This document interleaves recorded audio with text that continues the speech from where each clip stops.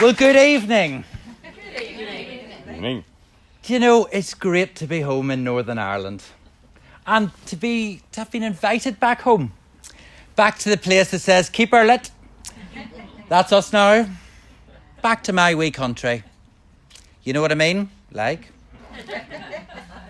I'm James and I grew up in a small farm in the middle of nowhere between Portadown and Tandragee, in a place called Ballylisk.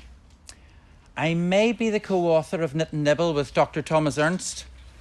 But before we get to the nibble, we need to talk about the niggle. And hands up who knows someone who's suffered from depression, anxiety, panic attacks, or, come on, anybody, yes? You know, we all do. Or what I call, do you know what I mean? Just the fear. When you're waking up in the morning, you go, oh, you know? Statistics, and this is the science bit, they, from the charity Mind, they state that 1 in every 4 people in the UK at one point in any given year will suffer. And you know, I'm not ashamed that I suffered. And I'm proud that I'm able to talk about it.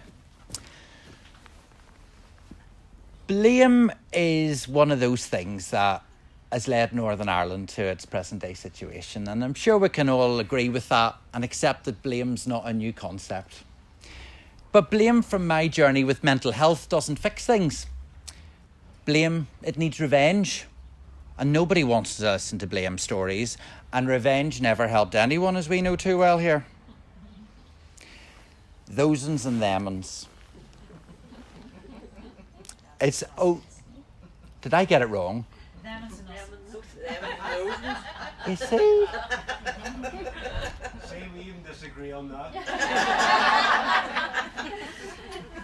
You see, it's only a defence of personal insecurity, and from my global experience of being lucky enough to go to over 40 countries, I've learnt one thing in life, and that is that blame is nothing more than not being able to stand in somebody else's shoes and feel the weight of their burden, because it's different to ours in life. I'm past blame, it wastes my energy, you don't want to talk about it, and it makes my soul feel heavy. Rather, what I've done is I've turned it all around. And I had to for my own mental health. And do you know how I did it?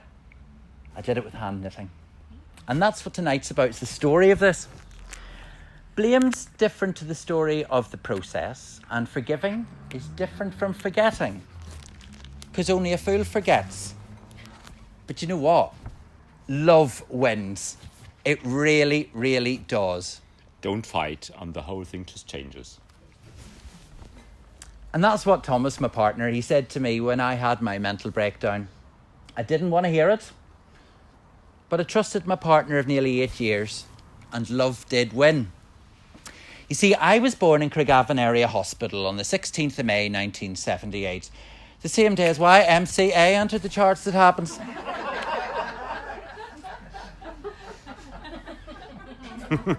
I was 4 years of age in 1983 when homosexuality was decriminalised in Northern Ireland. It was 1967 in England and Wales, and that left Northern Ireland, my home, 16 years behind what the Crown had signed into law. Therefore, when I was born criminal, immoral, sinful and mentally ill according to society. Wasn't a great start, was it? From the age of 16, this is hilarious. Right?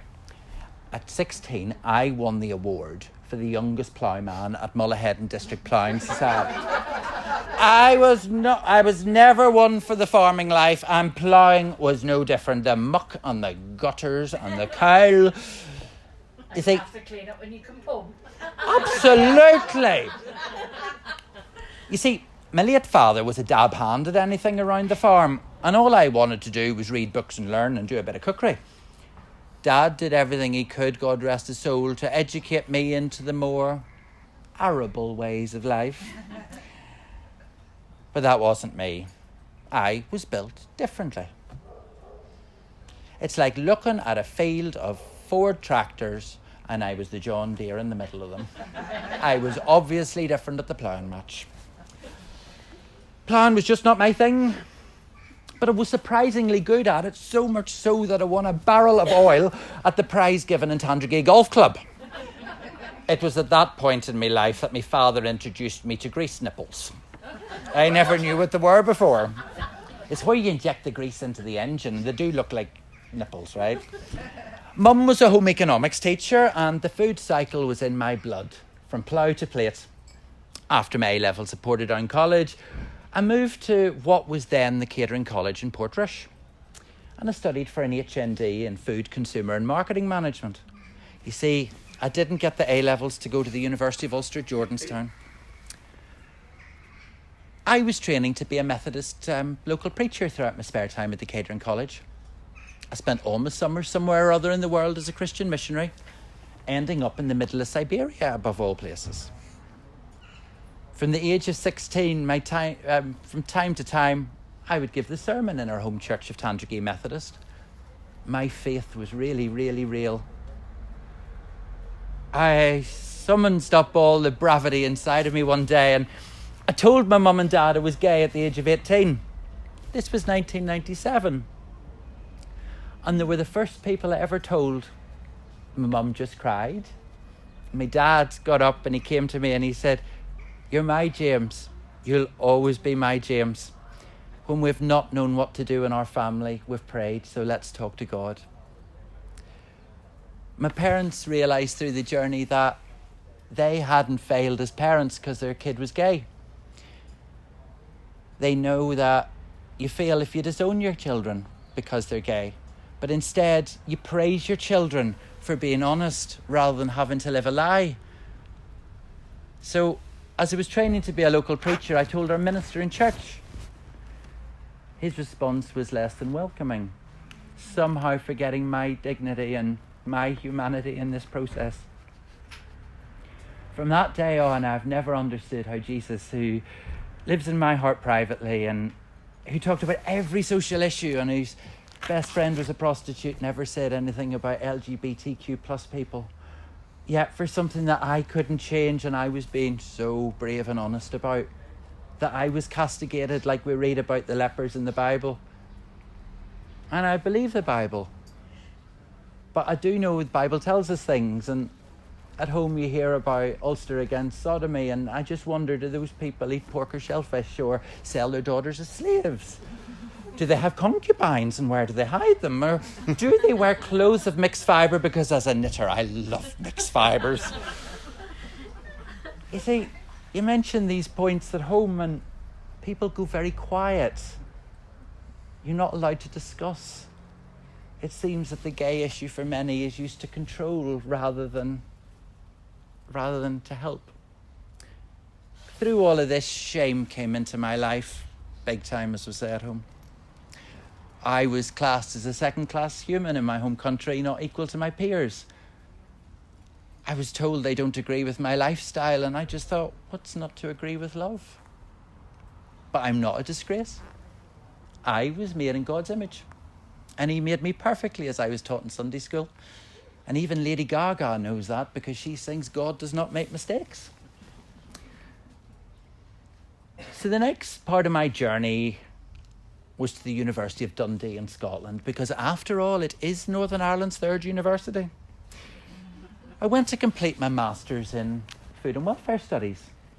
Life was really good. Apart from that niggle that was inside me, you see, I was built differently to everyone I know from home, and I knew that I wasn't able to return home to Northern Ireland after completing my Masters because of this niggle. I was not welcome in Northern Irish society unless I hid my niggle from sight. Pray the gay away was the most damaging psychological construct and the most humiliating process I've ever been through in my life. My parents were brilliant. They were very adamant that my brother and I would not grow up in a sectarian culture. Yet the schooling system in Northern Ireland never allowed for that. People are people to me. If you're polite and pleasant to me, I'll return it to you. And if I'm introducing myself to you, I'll be polite and pleasant. I was brought up with manners, to respect everyone and not to judge, with my mum always saying, "There, but for the grace of God go you." You see, at this time, there was anticipation in the air. It was a magical time in our land. I was just about old enough to vote. And I was lucky enough to be able to vote for change in our wee world. It was Good Friday. And we as a Northern Irish people had our Berlin Wall moment. I'm sure you all remember what hope there was that year when we all forgave. We could have a future. But there were words in local dialect like, that's gay, fruit, poof, queer. They all hurt. And I knew even with the hope of the Good Friday that I still had to leave. I did not want to leave Northern Ireland. I made my home in London, longing to return here. They would say that they're not homophobic, but like the white person talking about racism, what right does a non-LGBTQ plus person have to talk about homophobia? I had a phone call one day from the Ulster Gazette, and it was over the Asher's Supreme Court case, and as a Christian who's gay, I was asked to write an article, and I wrote a really balanced view of it, with the article being entitled, "It's easier to be a Christian in a gay nightclub than to be gay and want to be a Christian."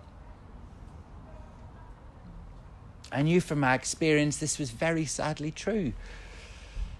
The LGBTQ plus community can be so kind, while the church, which is supposed to be based on love and forgiveness, from my experience, just condemned me. 42 letters arrived with me from teenagers in County Armagh from faith communities, thanking me for speaking up with this article, as they wanted to commit suicide because God did not want them. And by taking the time that I did to write the article, as a Christian who happens to be gay, it gave them hope. I phoned each one of them. We talked. They are alive. I had been very successful in life. I was the only Westerner to present food television in China. At the height of my career, I was getting 100 million viewers a week on my TV shows, and I was awarded the equivalent of a BAFTA in China. I was the only ever Westerner in communist-controlled China to ever win a media award. I was also the global ambassador for AGA Cookers, or AGA as they're called in England, with whom I had a very, very long relationship. I had the privilege of launching AGA all over the world, and I was the man who brought AGA and Rangemaster, the great British cookers, to China. For years I presented in the AGA shop in Belfast. Farmers Weekly magazine in 2012 presented me with a gold award as Britain's Food Ambassador of the Year. I brought a lot of the business home from China. Heaven knows Northern Ireland needs the business. I was on TV, in the press with it all. The food producers of Northern Ireland were united in my efforts. And then the game started in politics. My international success brought me in contact with major Northern Irish institutions. It became very difficult with their lies, manipulations, and with prejudice. I was only trying to help business, exports, and tourism. My head got faster and faster trying to understand why I was thrown under the proverbial Ulster bus and not them. Why their lies, cover-ups and actions were not acceptable. Honours were presented to them. The knife went deeper into my heart and it started to twist. And all I could think of is that Bible verse, "For I have plans for you, said the Lord, plans to prosper and not to harm you." Letters arrived from a senior elected member on department-headed paper with their signature that was not true. Meetings that they were in attendance with, redacted. The lies started. My head became faster. I could not physically move my leg down the bed. "Don't stoop to their level." That's all I could hear my late father say in my head. "Pay no notice to them. Today's news is tomorrow's chip wrapper." They hurt me so deep that the little inner candle flame that's my soul was oxidizing in the naked air, and it was just like one of the domes on top of the buildings in Belfast. My self-respect, my self-worth, and my want to live were removed from me. They mocked me and they sullied my name, and I only ever came in love so people could have a better future than I could have a beginning in Northern Ireland. They said I was too gay to represent Northern Ireland on the world stage. Ironically, I'd been presenting Northern Ireland for years, and they hadn't. Is gay a bad thing, and what's too gay? Why did they bring my sexuality into this? I was told by officials on occasions not to come home to Northern Ireland. I did not come home for many, many years. I tried once, but the panic attacks at Heathrow were crippling, wondering if the person who said that I was too gay to represent Northern Ireland in food would be there. We were very close friends once. I was betrayed. I watched the media, and they condemned me and followed their Bible so literally that they tore down their boilers and they builded bigger ones. The sheep and animal farm went 4 legs good, 2 legs bad. You can't pray for your leaders when you don't have a government. And we were all let down and asked to donate toilet rolls to our local schools. Thomas continued to love me closer than a brother, and I was diagnosed with a moderately severe depressive episode. What? Life-loving me? This didn't make any sense. At the time, I was 35. I was in my prime. I just woke up and I could not move. I could not get out of bed. I wasn't lazy.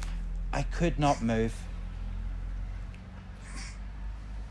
This did not make any sense. Things had bottled up, one thing after another, and then the final snap came. I've been publicly betrayed to the food manufacturing community in my native Northern Ireland, and it was too much to bear. Fear, anxiety, panic attacks, a catatonic physical state. Panic, black, very, very black. You see, if you haven't been through the midlife crisis, take note. Make it spectacular, because you only get one chance. Because when you fall, it has to be memorable. Mine was, like me, just fabulous. Right? So much so, some of it played out in primetime TV. Meanwhile, while I was breaking, I was also breaking the mould. And this was to be no different. The bank came along and I lost the sports car. And I opted for the older model in the form of Dr. Thomas, who does not look good in a bikini, but fabulous in a raglan. My head was the deepest black. I had no energy, and the depth of sadness in me was really too much to bear. I couldn't sleep. I couldn't eat. I couldn't function, and I just lost me. All I could do every day to calm this anxiety, which was real, but yet it wasn't real. But it was very there. All I could do was to stay in bed and watch TV. I spent a whole year in bed. I could not get out. Thomas loved me through it, and as a doctor himself, he was aware I was acutely ill. I was conscious I was wasting my life. I felt deep, deep shame from this. I was a distant shadow of myself. My life was wasting away, and I did not know what to do or have the energy to do it. I felt no reward. At least if we lived in Dr. Thomas's native Germany, I would have been rewarded with the title of Frau Doktor. Instead, I was lumbered with the title of the doctor's wife. You see, the old boys club in the UK is inherently cruel, and more business is carried out at the dinner table than in the boardroom. I was thankful I had studied for a Master of Arts in Home Economics and used to work in the Good Housekeeping Institute, Menopausal Monthly as we used to call it. The non-defined gender roles of London society today saved the day. Dr Thomas is a senior consultant physician in a large teaching hospital in central London. Thomas meditates for 3 hours a day every day. And I assure you, there were 3 of us in this marriage and it's a little bit crowded. It was 1996 Panorama with Lady Diana and Martin Bashir. But his dedication to the practice of mindfulness is a blessing. And it shows its fruits in our lives, both together and separate. Thomas is the only NHS consultant that we know of that operates a mindfulness clinic to treat chronic pain and illness. His inpatients are geriatrics. His outpatients are related to autonomics. So that's faints and blackouts and dizzy spells to you and me. His hours are long and demanding.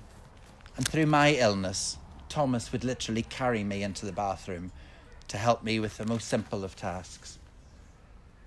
I felt ashamed. I could not function. I honestly don't know what I would have done without Thomas, or how Thomas managed his career and being my carer. Thomas, thank you for loving me in sickness and in health. It's quite all right.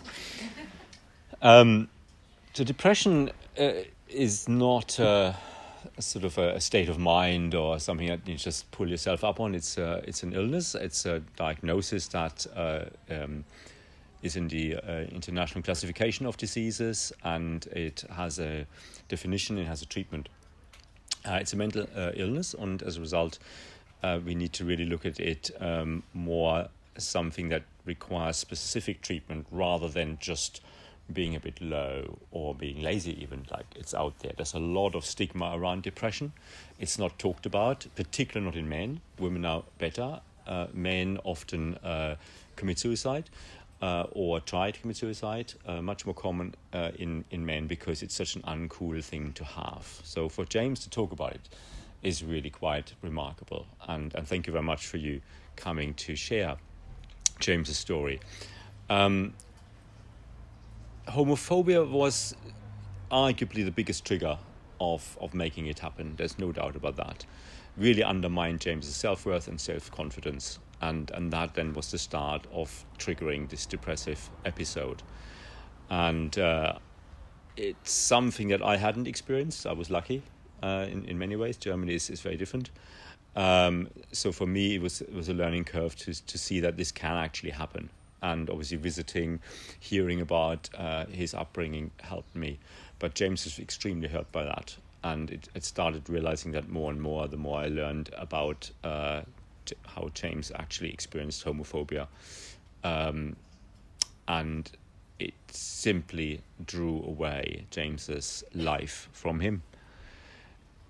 And to the extent, really, I mean, you can imagine I do about 12 hours a day at work. And then I do another 3 or 4 hours a day at home to do the housework, cooking, shopping, cleaning, looking after James, who couldn't get out of bed. And that went on a good, 2-3 years? Yeah. And so something needed to be done for me as well, because obviously trying to pull through that, although we don't have any children, and I realise that people who have children go through a similar ordeal. But I would really kind of put it on equal par, trying to hold down a job and being a mother of 2 or 3 children and being a wife, for example. That would be a similar scenario. So it's really quite hard work and challenged me. And that's really where the meditation came in, because I needed to find a way of making up for that and finding my strength back. Because work started to suffer, home life started to suffer, so something needed to happen. And that's really where meditation came in. So we'll hear more about that a bit later. Thank you, Thomas. Ever resourceful Thomas, in my illness, sent his ward sister Suzanne to our home after her shift on the ward. In her Southern Irish brogue, a real Monaghan here, right? She taught me to knit. With that Irish no-nonsense ward sister approach. Stick the right one into the loop on the left, twist it round, push it off and go again. Sister knows about knitting and wellness. Handing a ball of yarn to a demented patient can stop the screams of anguish when they're hospitalised, reliving their life fears with dementia. Dr. Thomas says that we must all confront our fears to move on, either from this world or to the next part of our life. And this is understandably daunting, confronting your fears. You know, it's people like Thomas and the sister in the hospital and everybody else. I mean, they're what make the NHS what it is, because their work never stops. They just ooze love. They're a treasure and we must protect them in the UK. And Thomas will be talking a little bit later about prescribing therapeutic knitting into hospital, which we must start to encourage, even if it's on a voluntary basis, by using what we call social prescribing in conjunction with other medications. I don't remember why I started to knit, but I found 2 chopsticks and a piece of string, watched the YouTube, learned how to cast on, and before I knew it, I had made a knitted something or other. I showed it to Thomas when he came home, and he was all happy, and he goes, "Oh, let's get the folia." I started to knit a jumper on the big boys, on the 12mm needles in beige alpaca. It's an itchy bloody thing. The resulting product is somewhat shapeless. It looks like a tent or a yurt, if you want to be posh. I couldn't read a knitting pattern at this time in life, so the sizing is completely wrong. This was supposed to be for a 36-inch chest. But this... Attention square, though. I did. Yeah. Cheeky. But that jumper will live as a trophy to my good health for the rest of my life, albeit the back of the wardrobe. Do you know why it will live that long? Because moths never eat the ugly items. I remember putting that misshapen article of clothing on my body and looking in the mirror for the first time, and in so long feeling proud of me again. Albeit looking like a grown-up Von Trapp child with knitted curtains for my outfit. But you see, what I realised when this was on was I thirsted colour in so many ways. Colour's healing, colour's life. But at this point in my life, beige was as daring colour-wise as I could deal with. That first knitted garment allowed me to love myself again.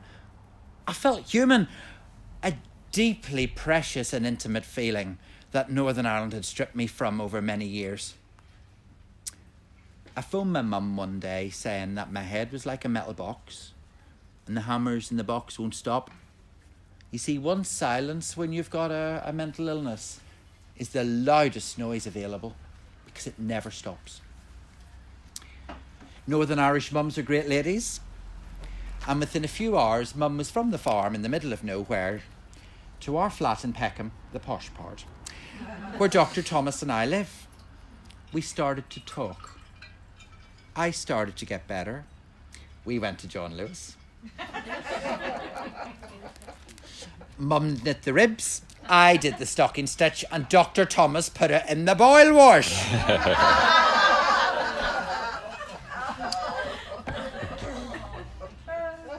I had to start again, both of my career and this boil-washed item. You see, the tablets were kicking in. A doctor's wife on antidepressants. Aren't stereotypes harsh? I brought my knitting to the annual Society Summer Club, to the drinks party. I assure you, knitting in a tuxedo makes one rather popular and certainly avoids the stupid small talk and all these pointless things that these events are famous for. But through all of this, my mind was racing. It would not stop. It could not stop. Cold sweats were a constant reality, and that wee flame that was my soul was oxidizing in the air even still, and it was deeply painful, and stereotypes didn't help. But that one stitch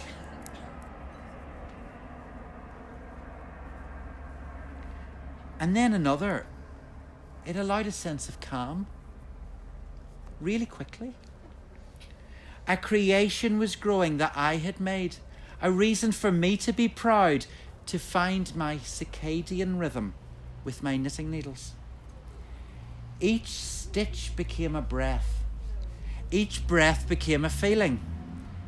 Each stitch acknowledged and understood. Each stitch, you've split that one. Each stitch a tangible product that my feelings were worth something, that I was worth something. The tablets are not a quick fix, and they're certainly not happy pills. Thoroughly boring pharmaceuticals. But they gave me a baseline, a middle C, a lattice on which to stand. Side effects too.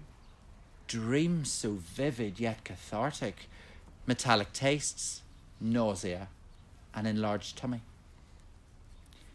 Slowly, as the knitted items grew from my needles, my confidence was growing too. The tatters of my mind were being knitted back together, one stitch at a time. I was able to leave our home again. I was able to have a life. Like the snowdrops in early February, I was starting to emerge as a living, breathing, coping, functional creature that had defied the odds to bloom. I learned to talk about my feelings, to realise that they were valid, that they were mine, and that they needed to be understood. A stitch in time saved my mind. I call it Knititation, a mindfulness practice that brings joy back to my life through hand knitting. I could see in colour again. Thomas comes home one evening and noticed that I was able to do the laundry. I never liked doing the laundry. I was not exactly better at this point, but I was starting to regain a little bit of my normal function. But it was getting better and the stitches were growing on my needles, and I'm proud to say I am better, whatever that is. I wake up at 6 a.m. every day and I have a purpose again. How did I get better? Hand knitting. Holding two needles in front of me gave me support. It allowed a barrier between myself and someone else, a safety net to give me more space to get better. I realised that these stitches, as they became a breath and then a feeling, that they were integral to the garment I was making, because if just one stitch was broken or slipped, the whole thing would fall apart. So as I kept knitting, I wasn't going to unravel.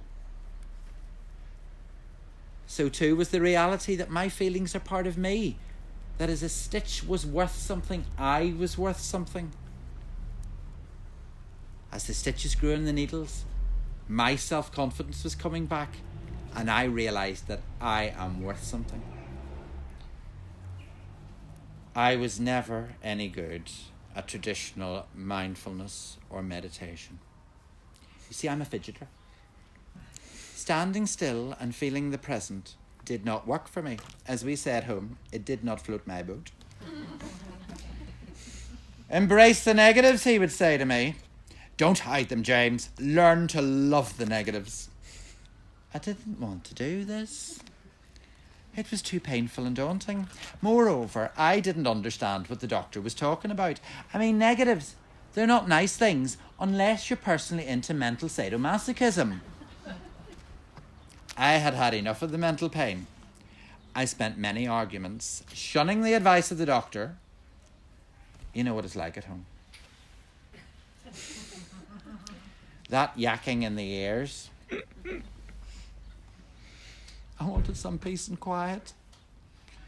So I said, all right, Thomas, how do I embrace the negatives? Well, so while I was embracing the negatives, I was thinking negatives about embracing the negatives. Go figure. Thomas explained mindfulness yet again. My head was not able to concentrate on the present, so Thomas suggested the mindful movements. Picture the scene. We are both standing in our living room in Peckham, the posh part, listening to a CD whilst being aware of the present.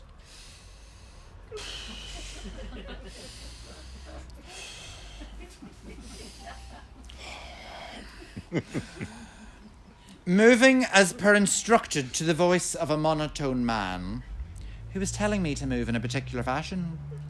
I was standing in one leg, looking like a flamingo in full ninja mode, about to take off.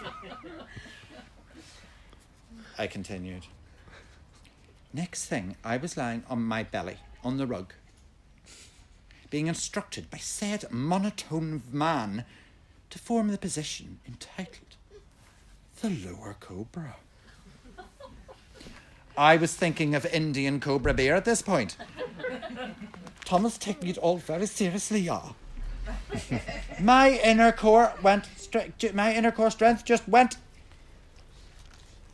Well, because I was thinking of the cobra beer. It just went plummet. My noddly hit the rug. I started to laugh. He's not impressed. I asked me Northern Irish sarcasm if the Dyson was broken, as there was rather a lot of dust on the carpet, Thomas.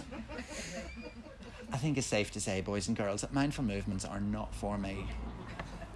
But my body envied that Dyson to be manually sucking up life with all 12 cyclones, instead of my head being that nilflisk that had not been serviced since the year 2000.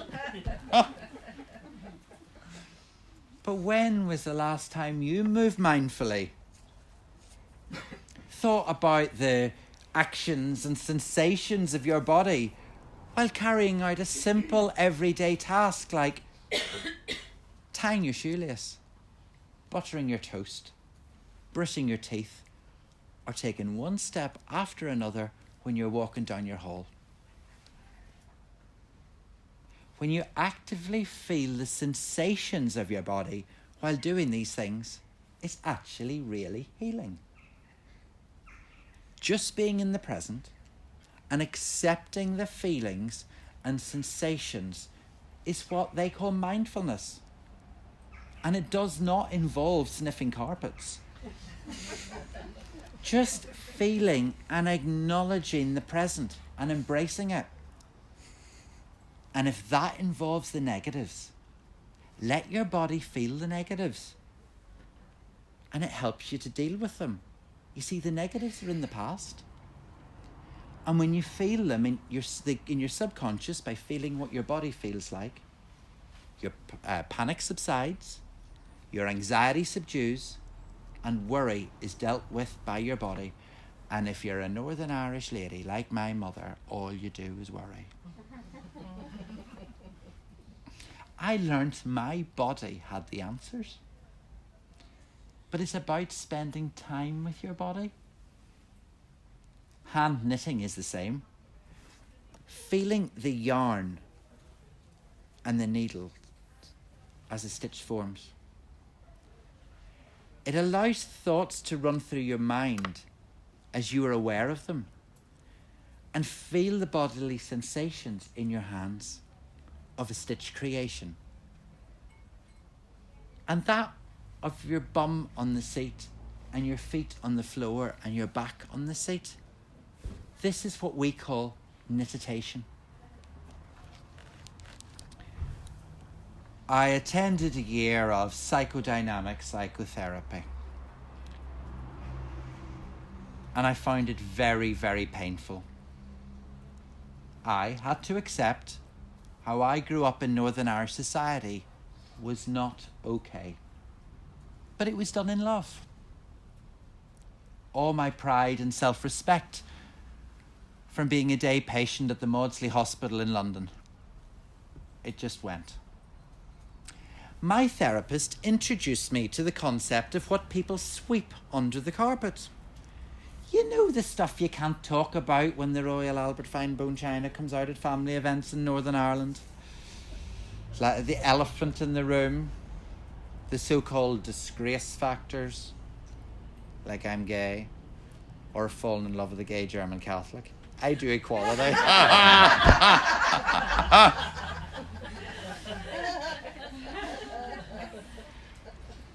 The stuff that Northern Irish families insist can't be talked about. It has to be hidden for their shame and their disgrace from the neighbours and from the family. And then they turn round to me and say, "Have you got a girlfriend yet, James?" "Well, they've a bloody big carpet factory in my hometown of Portadown," I bark back at my therapist. You see, it was all too real to me, the metaphor of the Ulster carpet factory in close proximity to where I grew up. When you talk about things, try to show your inner beauty. They just make more carpet and Portadown to sweep it under. They say the truth sets you free. And then you bump into your classmates in Portadown College in a gay club in London. You do, and do you know what they say? "James, don't tell anybody from home I'm gay." What shame has our land put on human worth in the name of God because it's wrong? But I needed a knitting pattern. And I detest baggy jumpers on men. It's like listening to Fred, there's no bread. And baggy jumpers was all I could find patterns for, and that's so 1990s, and it's now 2019, and 1690 was so long ago. So I decided to write a knitting book to allow men to be proud of themselves again and to help find worth within themselves. Well, I had a little problem. Well, a list of them.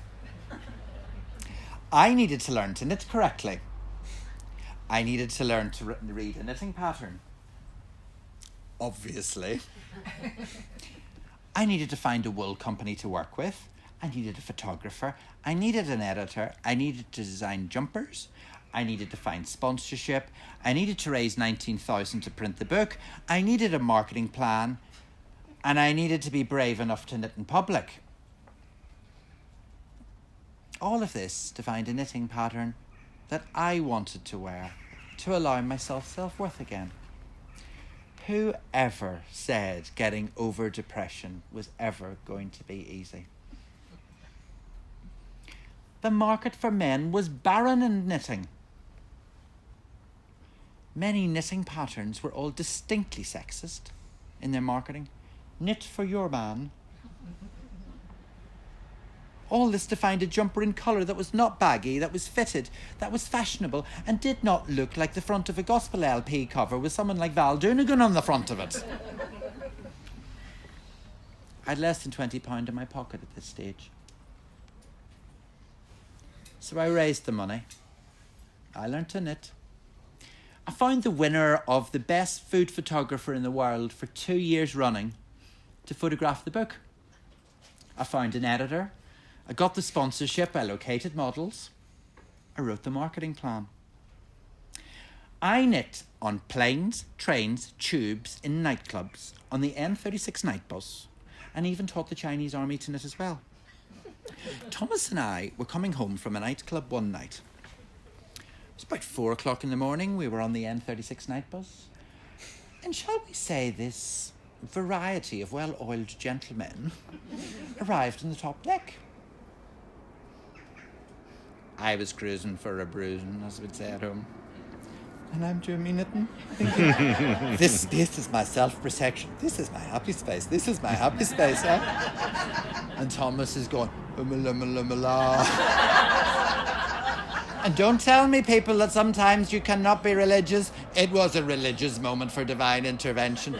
And I'm doing this, as you'd say in Northern Ireland, looking like a pansy. Which does not help my mental state, may I add. I'm doing this. And this big lump goes, you knit my granny used to knit. Can I feel your bowl? Actually, I said, darling, I personally own 2, but if you're after my merino. So I designed jumpers, and I can now write knitting patterns. Not to mention, I opened my own publishing company, McIntosh Publishing, and I found distribution for my book and products. I made a video about my depression and my plan for Knit and Nibble. I uploaded it to Kickstarter to crowdfund it. Remember, I'd lost everything apart from Thomas through my illness. I was left with nothing.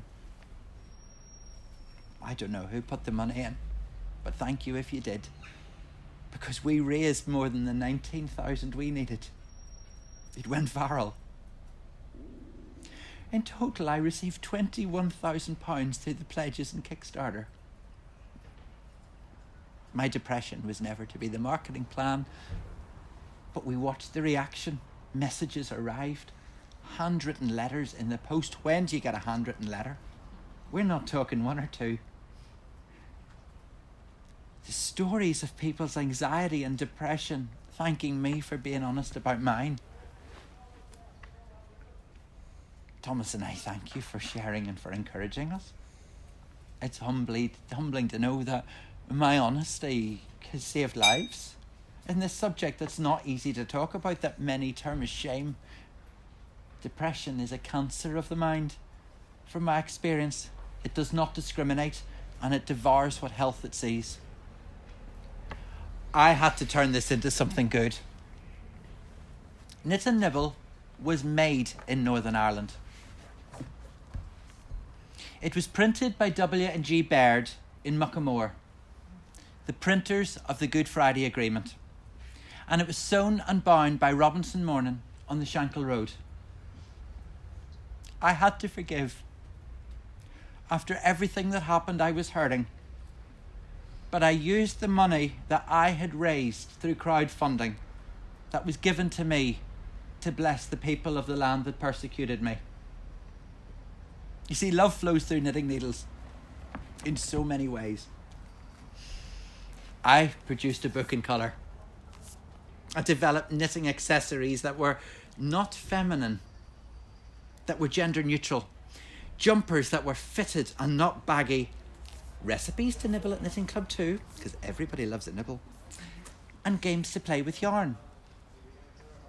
You see, surely gender is the biggest lie in life. All gender says is, you can't, or you're not allowed to. Knit and Nibble's a book of joy. Intro by Dr. Thomas. I should have put sticky bits in this, Thomas. Intro by Dr. Thomas. Ladies, there are no Photoshop. No Photoshop in the doctor. Intro by Dr. Thomas about how knitting is a form of mindfulness that we call knititation. And I must say, the visuals are absolutely stunning, because we start off with a dishcloth to learn your basic stitches. How would you photograph a dishcloth?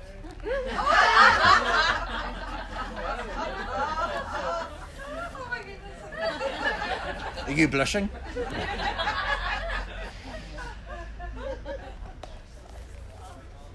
The visuals are stunning.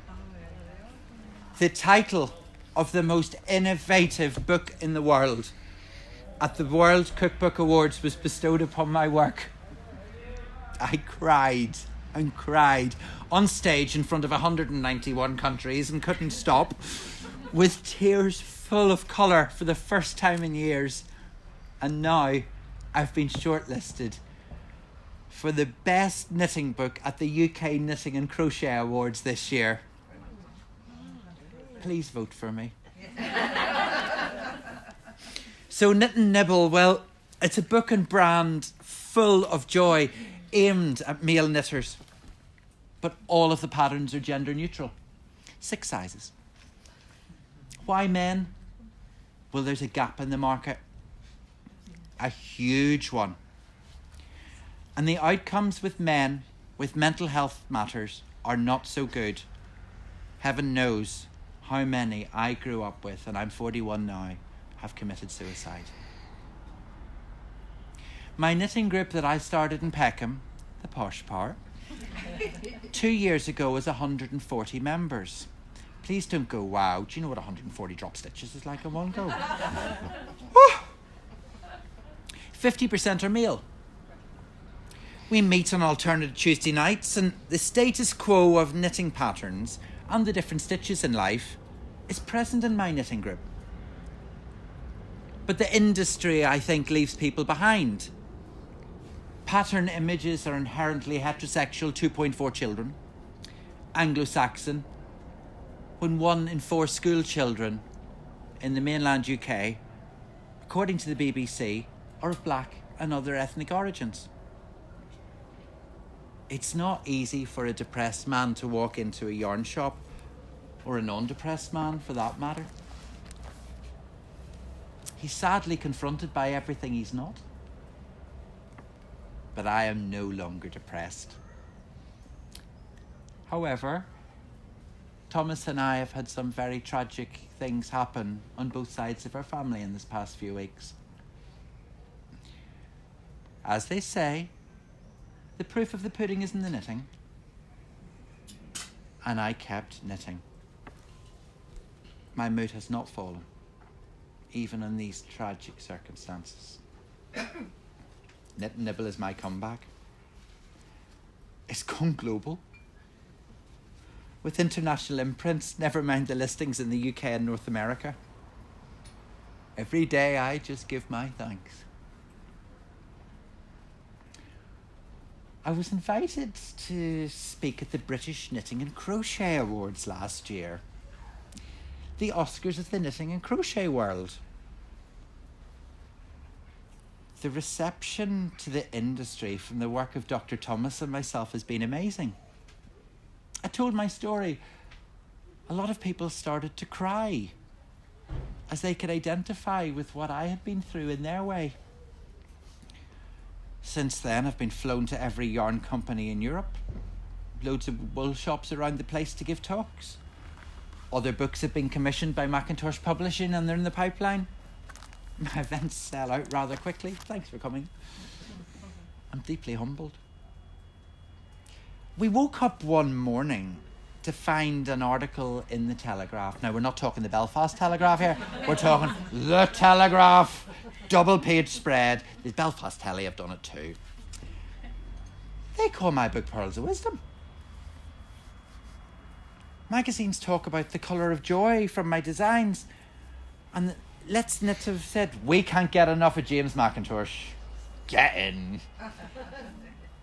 Knitting magazines say, knit one, breathe out. Simply Knitting say, don't count sheep, count James's stitches. And Time Out London, James will be wool worth it. Thomas and I have ended up in Sky News. It's gone huge. Just keep saying thank you. So what have I learnt? Perhaps the role of the doctor's wife is the same as the vicar or minister's wife. Perhaps that's why knitting is so femininely orientated as the so-called wife, which should be partner, has to carry more than society appreciates. And the inner strength to be the partner, to carry the strength for the other half who deals with life and death and every cut and bruise in between, comes from those knitted stitches. The biggest negative I found was dealing with the negatives is not talking about the negatives or recognizing the negatives. Remember, 2 negatives make a positive. Embracing the negatives is not a scary process. After all, they're in the past. And as I knit new stitches, the future is literally in my hands. What have I found? I found my best friend through Knititation. And you know what? He's actually worth getting to know. I've become really close to him. I've learned to love him and spend lots of time with him. I found my best friend was me. And Whitney Houston was right. Learning to love yourself is the greatest gift of all. And when you learn this, no one can ever take away your dignity. PSSO, the moral of the story. Or for those of you that don't know what PSSO is, indeed, pass the slip stitch over. The abbreviation in knitting. I liken it to a lot of things in life due to societal pressures where issues are pushed under the carpet and left there, decreasing the visibility of what people term as an issue when you know it's your inner beauty.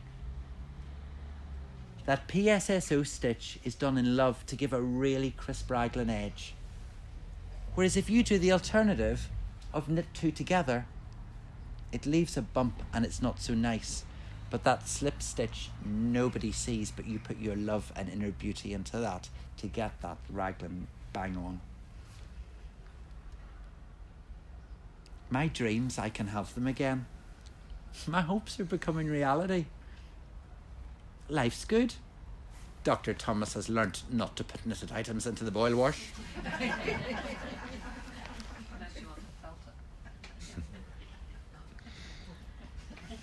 I am James McIntosh. I'm well and I'm back, and it's because of hand knitting that I'm here and I'm still alive. Knitters are fabulous. Knitters know true love. Knitters just produce a hug. Stitch in time, it saved my mind. We call it knititation. I'm going to leave you now with a private, intimate confession. I don't know how to crochet. I want to be a hooker.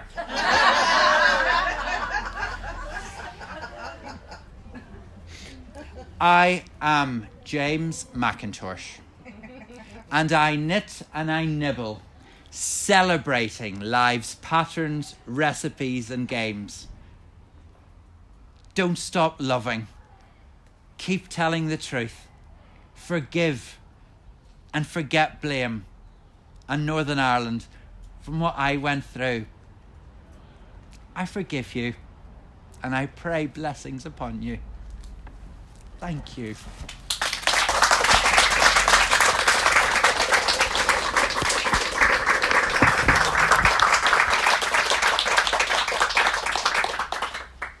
So if I can have a bit more of your attention, I know this is difficult to follow because that was an amazing speech. Thank you very much, James.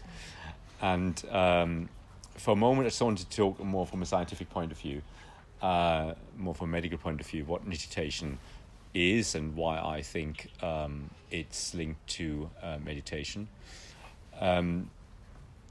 Mindfulness is very well researched when you look at the packaged mindfulness-based stress reduction. So that's a packaged program very much based on the traditional yoga, but heavily researched, and only things are kept in that basically show the bettering, and the things that didn't matter or show the worsening was taken out. So it's a yoga plus, so to speak. But it's a little inaccessible, cumbersome. Not everybody can get on with it, as we've heard from James. So it's all fine and good because it has the research to back it up, but it's not accessible, as I mentioned. And so knititation replaces that and makes it more accessible. And that's what I observed in James. How does it work? So yoga and mindfulness is probably one of the most underestimated inventions ever made. It's 8,000 years old. Yoga goes back well before Christianity. It's a very clever way of thinking because the old yogis simply looked at it and thinking, okay, our bodies are really just the next bit of our mum and dads, aren't they? And theirs are their mum and dads. And theirs are their mum and dads. And theirs are theirs. And it goes on and on and on. I don't want to be talking about creationism, but it's logical that it just keeps going, isn't it? And somewhere to the beginning of all sort of life on this planet. It doesn't come out suddenly out of nothing. So our bodies are much older.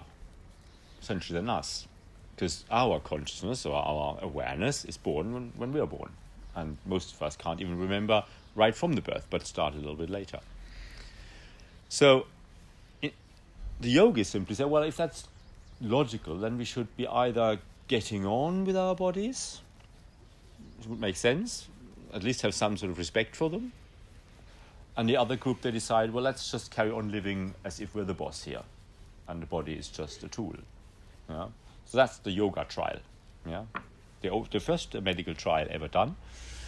And they basically devised a program where the one group would do something to kind of respect the body, honor it, be nice to it, spend some time with it, give it some of our attention, and the other one would just carry on as normal and push it about. And then I very quickly found there's a difference between the two groups. Yeah? And the people who had some relationship with their bodies, a positive relationship, did much, much better. So much better that the others became a bit jealous. And it was done in the foothills, in the base of the Himalaya. They said, we'll push you into the mountains and see whether you're still any better. And of course, they still carried on being better in the mountains, where it was much more arid and the diet was much less good and survival was much, much harder. So it really proved that point. Of course, it wasn't randomized, it wasn't blinded, it wasn't anything what we have nowadays as proof. But nonetheless, it survived about 8,000 years, and it's now what we call mindfulness. So research has been done by Kabat-Zinn, a professor in the MIT in Massachusetts, Boston, Massachusetts. And he did all the research and developed this program called mindfulness-based stress reduction. So if people are in here really after the evidence-based, you need to really do that. Because if you follow that, then you're going to get the outcomes that are researched and proven. Reduction in depression, anxiety, and stress. So anybody has a little stress, you can reduce it by 50%. What I observed in James is that really he couldn't engage with that, so he used knitting, and I found it's very, very remarkably similar. Yeah, really remarkably similar. So since then, in the mindfulness world, we have what we call the mindfulness-based interventions, MBI. And they're increasingly gaining ground.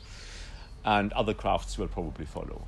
But knitting definitely is up there, high up there. We use our brain differently. We know that from brain scans. So if we start mindfulness, other parts of the brain light up that we might have inherited from our ancestors. More the intuitive brain will start working rather than reinventing the wheel. A lot of things our ancestors would have learned, and of course they're passed that on genetically into our brains. If you open up our brains, believe it or not, the inner part is the same as a fish. The rest of the nervous system is exactly the same as a cockroach. And I had to be looking at that. I'm glad, at the time I didn't like it, but I'm really glad that made me, because I wouldn't have believed it otherwise. So you open up a cockroach and then a human body, it's a bit larger in a human body, but otherwise it's exactly the same. Frightening. And the innermost part of the brain is a fish, and then you add in reptile, mammal, and then human. And you can certainly look at that. That's what I did. I had to do. I did. I'm glad I did. So we're using a different part of the brain, probably the part of the brain that came from ancestors, to get it right at the first time, rather than reinventing the wheel. So why is knititation or knitting not widely prescribed? Well, it's getting there, we're coming there, because essentially there's very little evidence for the medical treatment in depression, particularly mild and moderate depression, which is the most pronounced and the most common. There is actually not much evidence that tablets work. Nonetheless, they're prescribed, but they don't bring life back to people. They just, as James described, kind of get you by. You don't have joy, but you sort of, you can function in society. You don't, but there's no joy in it. So, and good evidence base for mindfulness-based interventions to change that. And that's what we heard and seen in James. And this is just N=1 trial, I admit that, but nonetheless, it's a very convincing story. So romantic, Thomas. I'm sorry, I'm a doctor. N equals 1, patient 0. This N equals 1. So, so I think it's what we heard is a powerful example of something that can work in that way, and I think there's now reasonable reason to believe that this is linked to mindfulness, and as a result, there is some evidence base out there, even though it's only starting. We're finding it difficult, of course, to get funding for anything that threatens pharmaceutical industry's incomes, as you can imagine, so it's very difficult. But luckily, with the new funding streams in the NHS, we will hopefully get funding from NHS sources to actually research knitting and simpler interventions. It used to be used in psychiatry, of course, before we had the drugs, constantly. I mean, psychiatric wards had knitting groups, colouring in groups, painting groups, and those kinds of things, and they're all sort of kind of left. They're all coming back now, yeah?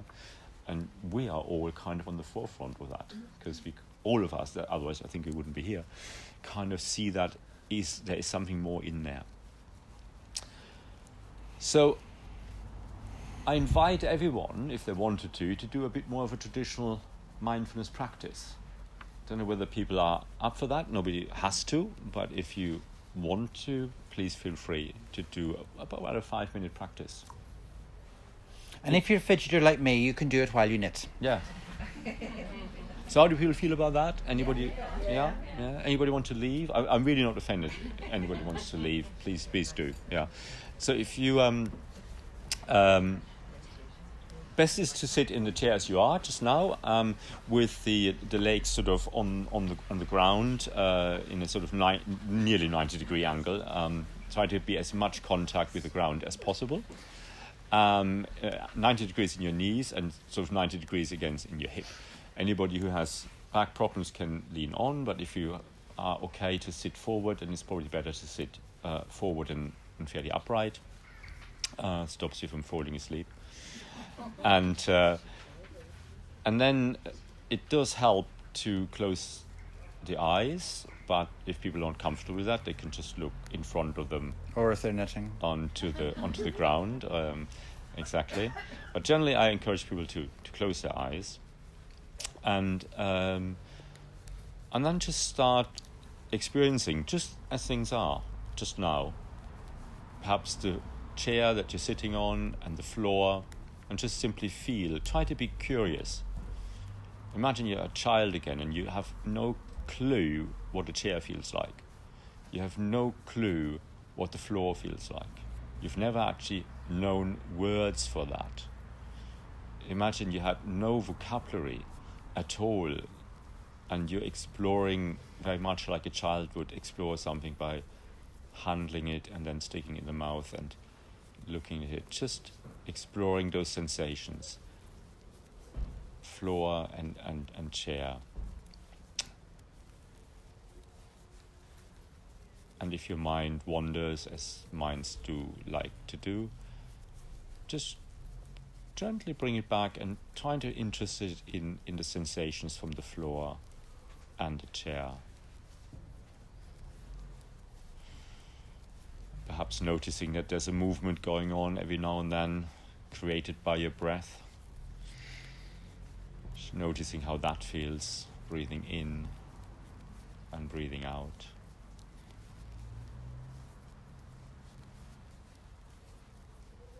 Bringing your mind back each time it moves away from the breath, breathing in and breathing out, just a normal breath.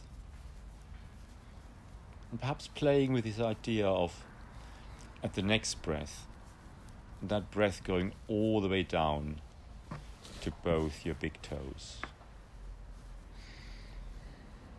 And then feeling the both big toes, and then going to feel the next toe, the toe after, then the fourth toe, and then the fifth toe. Just noticing how those feel and accept everything just the way it is. No judging, no analysing. Don't give it any words. The ground of the feet, soles of the feet, ankles, and just going upwards, the calves, the knees. the thighs, the hips, going to the small of the back, and going up the back, just noticing the sensations there, shoulders, going down the arms, the upper arms, elbows, lower arms, wrists, small finger, ring finger, middle finger, index and thumbs. Just noticing how those feels. If the mind wanders off, don't worry, just gently try and bring it back, going up to the wrists again, and down the forearms, going back up into the elbow,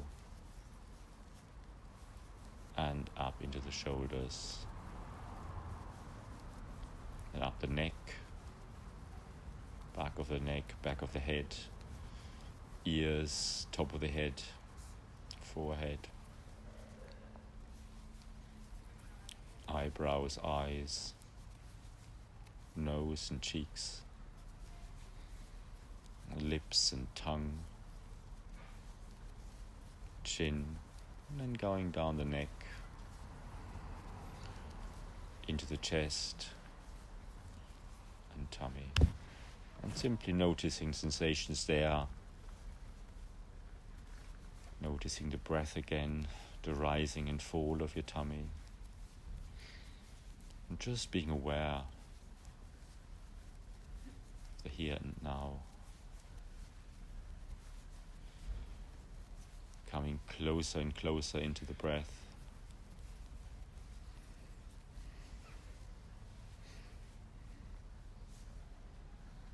noticing the inward and outward breath, trying to really know everything about this sensation of your breath.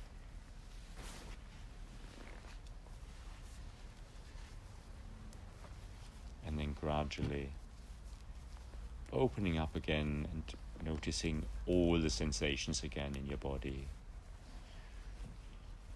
The chair, the floor, the noises. Noses close by in the distance.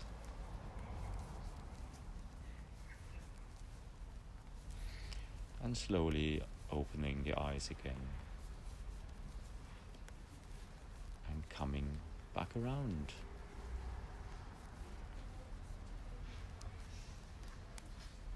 And that was a simple mindfulness practice. And I did 5 rows of knitting. Yeah, well, you can do 5 rows at knitting, or you can do both. I did both. Very good, very good. Thank you so much for coming along tonight.